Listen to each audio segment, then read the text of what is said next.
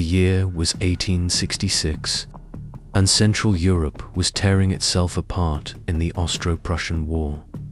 The tiny mountainous nation of Liechtenstein found itself caught in the middle because of a political alliance with Austria. Liechtenstein was required to chip in and send a military force to help the war effort.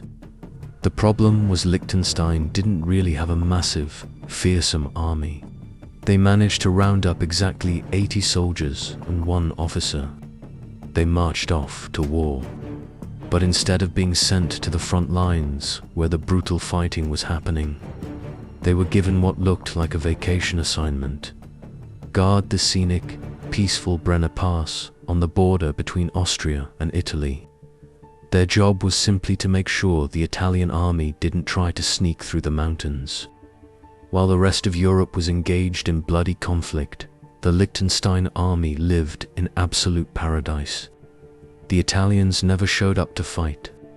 With no enemy in sight, the 80 soldiers spent their days drinking local wine, smoking pipes, enjoying the breathtaking alpine views, and relaxing in the sun. It was less of a military deployment and more of a summer camping trip paid for by the government. When the war finally ended a few weeks later, Austria had lost, and the Liechtenstein army was ordered to pack up and march back home.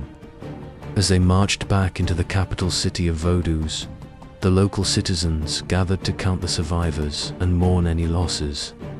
But as the troops lined up, the crowd realized the math wasn't adding up. They had sent 80 men away, but 81 men were marching back in formation. It turns out that during their relaxing time in the mountains, the Liechtenstein soldiers had encountered an Austrian liaison officer. Some historical accounts say he was an Italian defector or a simple traveler. Instead of fighting him, they did what they did best: they befriended him. The man had such a spectacular time hanging out with the Liechtenstein army that when the war ended, he didn't want to leave. He literally moved back to Liechtenstein with them to start a new life.